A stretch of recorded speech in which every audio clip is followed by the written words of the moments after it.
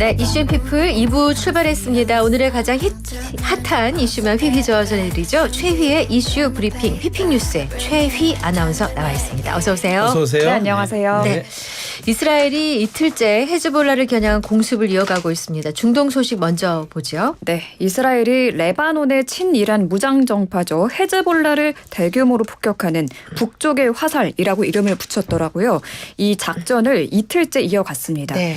밤사이 이스라엘군의 공습이 계속되면서 레바논 보건부는 지금까지 어린이를 포함해서 최소 569명이 사망하고 1,800여 명 가까이 다쳤다고 밝혔습니다. 네. 사망자 중에는 헤즈볼라 로켓 부대를 이끄는 고위급 사령관도 포함된 걸로 전해집니다. 네. 레바논은 그야말로 쑥대밭이 됐는데요. 학교는 대피소로 변한 지 오래고 레바논 남부에선 탈출한 수십만 명의 피난민들이 거리로 쏟아져 나오면서 도로는 극심한 정체를 빚었습니다. 네. 또 레바논과 이스라엘로 향하는 항공편 운항도 줄줄이 취소됐습니다.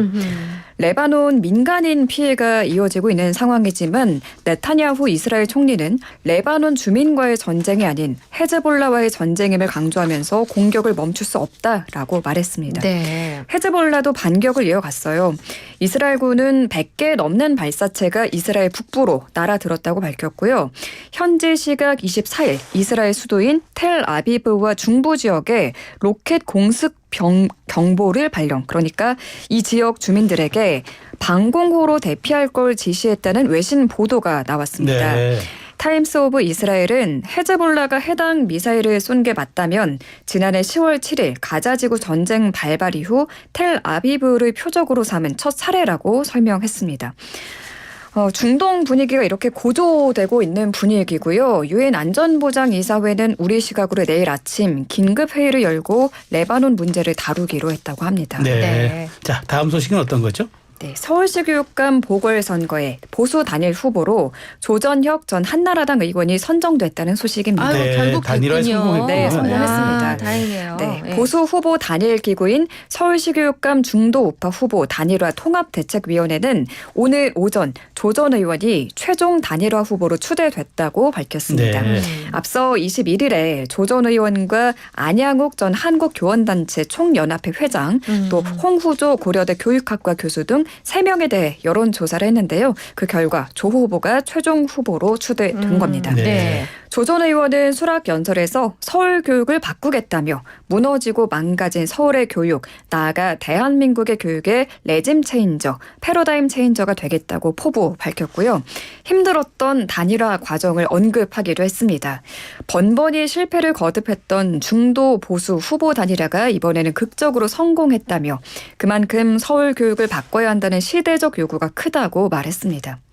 보수 진영은 2014년 문용린 후보 이후 두 번째로 단일화 추진 기구를 통한 후보 추대에 성공을 한 거고요.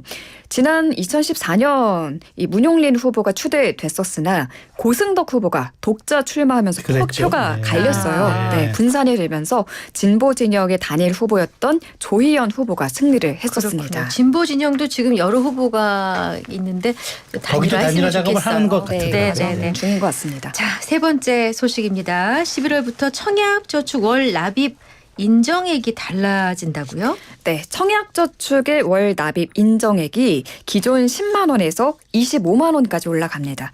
오는 11월 1일부터고요. 현재 청약통장 가입자는 매달 최소 2만 원에서 최대 50만 원까지 자유롭게 저축을 할 수 있지만 공공분양주택 당첨자 선정 때는 10만 원까지만 납입 금액으로 인정을 네. 하고 있어요. 네. 쉽게 말해서 내가 청약통장에 매달 20을 넣든 50을 넣든 30을 넣든 공공분양에선 이 중 10만 원만 인정을 네. 한 겁니다. 그런데 앞으로는 매달 25만 원까지 인정을 한다는 거고요. 공공분양은 저축 총액이 중요하다고 해요. 네. 1순위 자격자 중 저축 총액이 많은 순으로 당첨자를 가리기 때문이인데요. 네. 현재 공공분양주택 당첨 합격선이 1,500만 원 수준입니다. 아, 네. 계산을 해보면 매월 10만 원씩 12년 넘게 저축을 해야 당첨선에 다다를 수 있는 건데요. 11월부터 이 월 납입액 인정 한도가 25만 원으로 올라가면 기간이 줄어들겠죠. 그렇죠. 네. 5년만 모아도 1,500만 원이 이 저축된 된 청약 통장을 가질 수 있게 굉장히 됩니다. 빨라지는군요. 네, 12년에서 5년으로 네, 그러니까요. 단축이 되는 겁니다. 네. 이 매달 저축 금액을 늘려도 부담이 되지 않는 분들이 이 공공분양주택 청약이 유리해졌다고 볼 수도 있습니다. 그렇겠네요. 미리 저축한 선납자 분들도 계시죠. 11월 1일 이후 도래하는 회차는 선납을 취소하고 재납입이 가능하다고 하니까요. 잘 고민해 보시고 결정하면 좋겠네요. 네, 아주 청약 통장을 하시는 분들에게는 굉장히 좀 중요한 소식이 되겠는데 그렇다고 네. 해서 청약 통장 가입하신 모든 분들이 전부 다 월 25만 원 납입액으로 올려야 되는 건 아니죠? 아, 그럼요. 네. 네, 월납입 인정액이 당락을 좌우할 수 있는 유형은 조금 전 말씀드린 이 공공분양 네. 그리고 국민주택 중에 노부모 특별공급과 일반공급 정도이기 때문이고요. 다자녀, 신혼부부 특공의 경우 이 청약통장에 가입한 지 6개월 이상 지났고 납입 횟수를 충족하면 됩니다. 네. 전문가들이 팁을 줬는데 네, 네. 이미 청약통장으로 1,000만 원 이상 모은 가입자는 25만 원으로 월 납입액을 올리는 게 유리하지만 예. 월 납입액을 올리는 것보다 매월 꾸준히 오랜 기간 아. 납입하는 게 더 중요하다고도 조언을 합니다. 그렇군요. 네. 자, 마지막 소식은 어떤 거죠? 네, 음료를 먹다가 비닐 껍질 조각이 씹힌다면 황당하시겠죠. 헉이죠, 헉, 정말 이거는. 깜짝 놀라시겠죠. 네. 최근 백종원 더본코리아 대표가 운영하는 카페 브랜드인 백다방에서 음료를 사 먹었다가 안에서 비닐봉지를 발견했다는 사연이 알려졌습니다. 네. 오늘 연합뉴스에 따르면 전북 익산에 사는 A씨는 지난 7일 16살 딸과 12살 아들을 데리고 백다방에서 초콜릿 쿠키를 갈아 넣어 만든 음료 등 3잔의 음료를 주문해서 마셨습니다. 그런데 아이들이 이 쿠키 음료를 80%가량 마셨을 때 음료에서 뭔가 까칠하고 씹히지 않는 이물질을 발견을 한 거죠. A씨는 차를 돌려 다시 백다방으로 갑니다. 네. 가서 점주에게 남은 음료와 아이들이 뱉어낸 이물질을 보여줬습니다. 확인 결과 이물질은 음료에 들어가는 초콜릿 쿠키의 비닐 껍데기 있어요. 네. 비닐봉지였습니다. 네네. 주방에 설치된 CCTV를 돌려본 결과 점포 직원의 실수로 이 믹서기 뚜껑에 달라붙어 있던 쿠키 봉지가 다른 재료들과 함께 갈린 게 확인이 그렇군요. 됐습니다. 사진도 공개가 됐는데 한눈에 봐도 확인할 수 있을 정도로 이 봉지 조각이 많고 크기도 컸습니다. 아, 저는 백다방 전체에서 문제가 있었는 줄 알고 깜짝 놀랐는데 이 점포의 문제였죠. 네. 아, 어쨌든 어머니는 참 놀라셨을 텐데 이거 보상이 되겠죠? 네, 점주는 A씨에게 몸에 이상이 있으면 병원 치료를 받고 영수증을 주면 보험으로 처리해 주겠다고 말했습니다. 다음 날부터 아이들이 이 배에 가스가 차고 아이고. 미열과 복통이 생겨서 아동병원에 입원을 했는데요. 당시 병실이 부족해서 아이 한 명이 사흘간 특실에 입원을 해서 병원비가 100만 원가량 나오게 됐다고 네. 합니다. 문제는 이때부터인데요. 점주가 병원 특실 입원비는 보험 처리가 안 된다며 지원이 어렵다고 한 겁니다. 이때부터 A씨와 연락도 잘 안 됐다고 합니다.